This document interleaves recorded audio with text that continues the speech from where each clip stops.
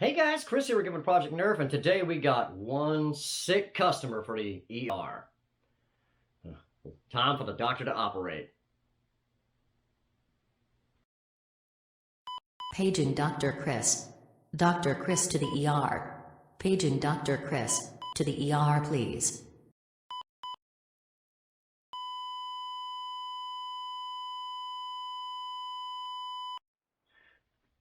Alright guys, one sick customer here. I purchased this blaster from someone that reached out to me. They said they'd seen the ER series and thought perhaps I could do something with it. I didn't print it, I didn't assemble it or anything like that, so I'm not 100% what we're gonna get into going on here, but I know that it simply doesn't function. So let's get a few covers off and take a look in here and see if we can figure out what's going on. I'm gonna pull the screws from the back side. Cup over here. Okay, battery cover. Okay, that's somewhat interesting. There's like butt splices on the battery cable. That's never a good day.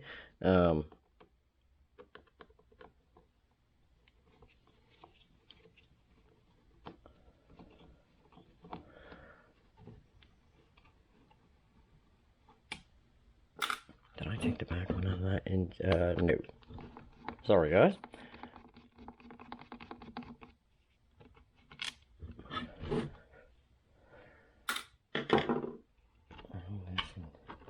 Lift off and forward.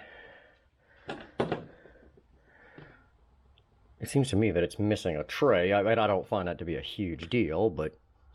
And let's open this up. Back here. And just expose all the guts of this bad boy and see if we can figure out what's going on in here. Yeah, I did pull the screws from the back side of that.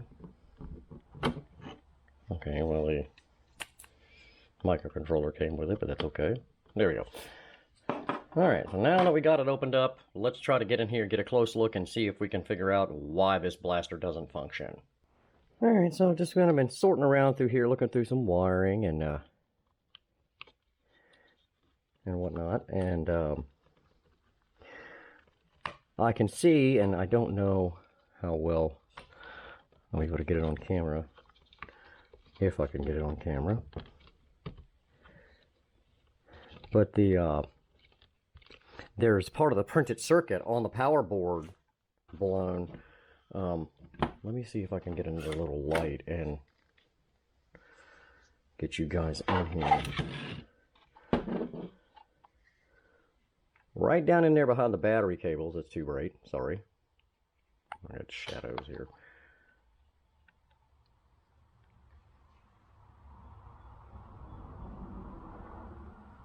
Right in there. See, the circuit board broke. And that goes to a couple of resistors that reduce power and whatnot and go to everything else. So if that went, it's likely that the power board ended up sending bad voltage and just fried everything. Well, that's not a good day. However,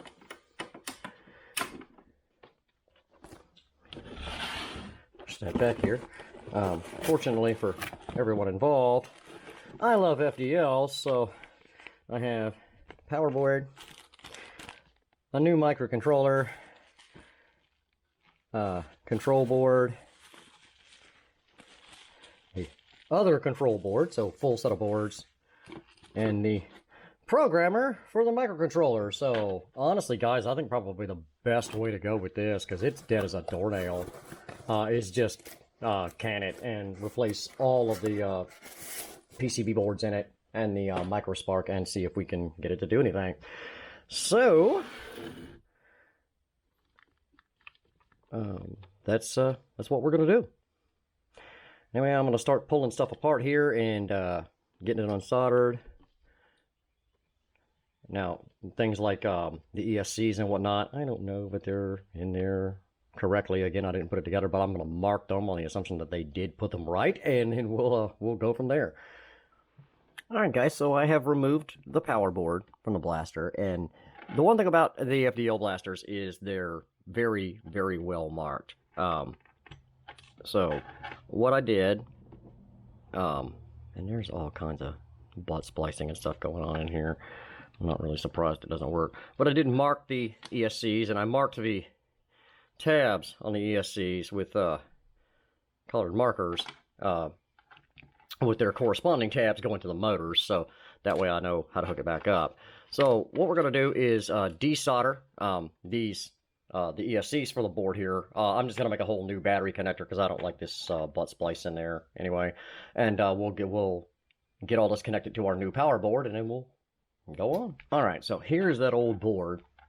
And again, I'm going to try to get up really tight on it so you guys can see what I was talking about.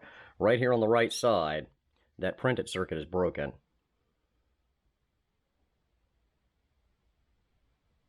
Focus.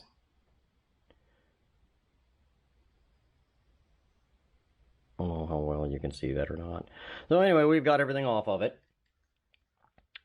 So obviously that's junk. Let's come over here and get our new power board. And have a look at that. Now again, you can see on these, everything is very, very thoughtfully marked, guys, which is great. But yeah, this is does not have a broken printed circuit. So I made myself up a new XT60 connector, and in this case I didn't have any more of the nice AMAS connectors with a plastic clip that goes over the rear, which are the ones I like. So I took a page from Luke's book, literally, and put a big piece of heat shrink over, and then a smaller one and tapered it. It just makes it look a little tidier, and you know, ensures that we won't have any shorting issues or anything like that. So this is ready. So again, our board is marked battery positive, battery negative, positive and negative for the ESCs. So we're going to go ahead and solder those up, and then the power board will be done, and we'll move back through the blaster. All right, I've got everything soldered up on the new board, right? Both the ESCs are in, and our new XT60. Again, the boards are very, very clearly and well marked, so just take your time when you're doing this stuff. And special thanks to Jesse for you know, attempting to make life easy here for us dullards that are not electronics experts. But anyway, we're going to move back and take a look and see what we got to do to replace those other two boards. I think they're just kind of plug and play, so let's get at it. All right, guys, so we got this power board sorted, and it's setting off to the side. We're going to get in here. Now, this board just lifts out, okay? It's a plug and play. Right, the little pins just line up and fit in there. So the only thing we got to do with that is get our little knob off of it here. Got that. And like I said, I'm going to assume that they're all bad because of bad voltage and wiring. Now this one sits down inside little retainers in there, and it has got a ton of wires on it, guys. Now, again, they're marked. I don't know how well you can see it, but like I said, right here where it says battery coming in, that's this one coming from the other board, right? And it says positive, negative. So what we're going to do is grab that replacement board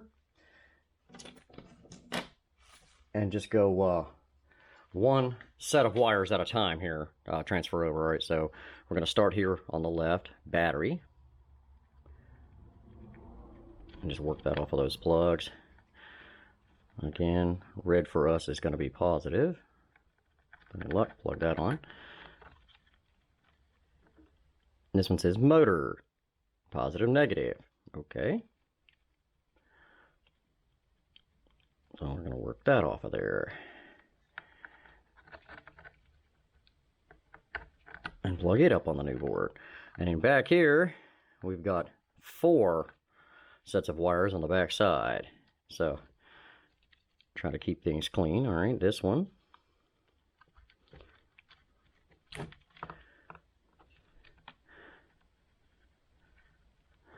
Is the ESC controller. And again, we're going to plug that up with the black to the right, that's the negative. The red will be in the middle. And then white is a signal wire. All right, and then we have, this one is the trigger switch. Doesn't really matter on these ones which way they go, I don't think, because it's just a signal.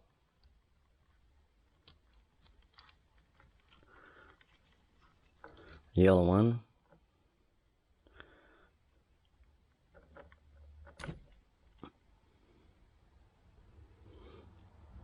Pusher front, so I assume that's the one of the location switches for the pusher.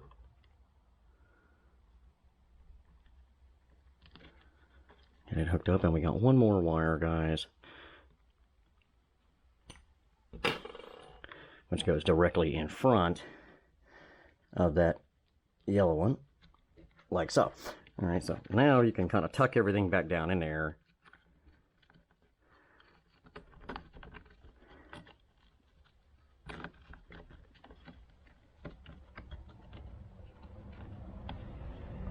About like, you know,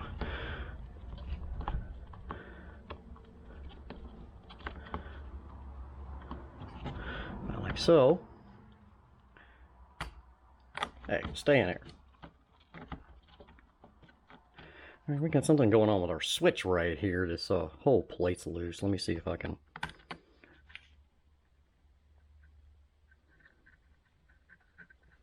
Oh, it's been glued. There's not right much flex in it. And this is not the tidiest wiring work I've ever seen.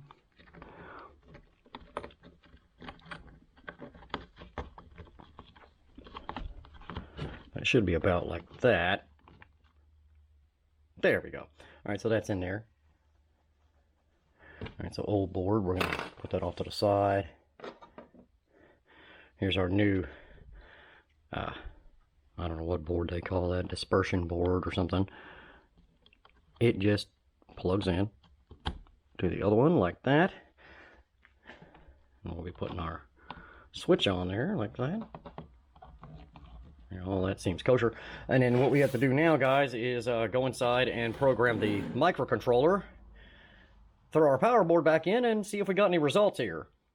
Not a difficult job to replace all these boards, so just a matter of is there, when that power board shorted out, did it take out the ESCs or anything like that? So anyway, I'm going to grab my little programmer. We'll go in here and program the microcontroller and get it installed and see what happens. All right, guys, so we got my laptop, got the deal plugged in here. That's kind of cool. Got a little stuff going on here. All right, so we're using a program called Xloader, and you can get the hex files to program this on GitHub. Anyway, so you use Xloader. I've already selected the 1.05 file. I'll pull that up. Yeah, the firmware 1.05 hex file. That's what we're going to program the program this bad boy with. You select device. I can't even pronounce that one. Nano, and then it says @Mega328. Mine's on COM port 3. And then the last thing you're going to do is change from default. Set the baud rate to 115/200, and click upload. And it says it's uploading, and it'll probably take a couple of minutes. And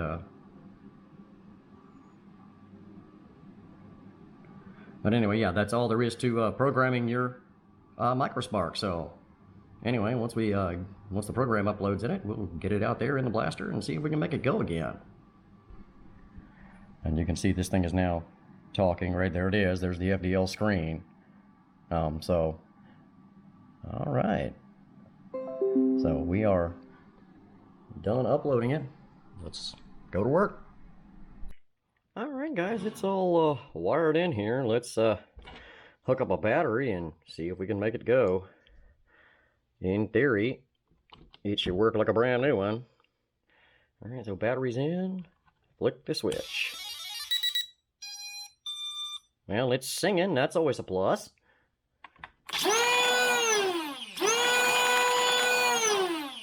All right, that was full auto. Single seems to work. 3-shot burst seems to work. Let's turn the speed down here.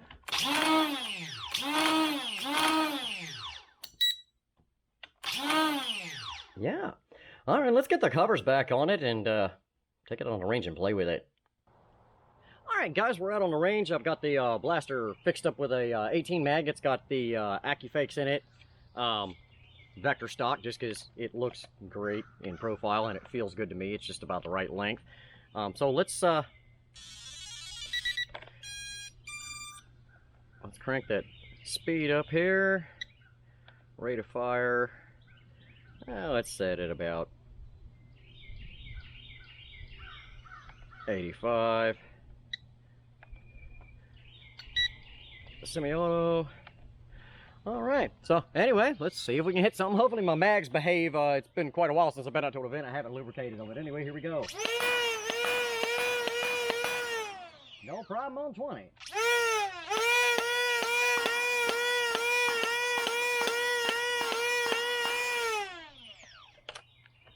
There's that one.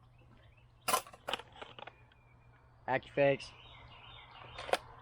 Set it for 3-round burst.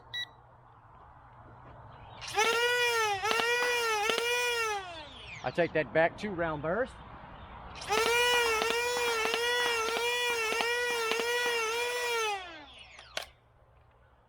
Empty there. Full auto. 22 mag with AccuFakes. Let's go ham.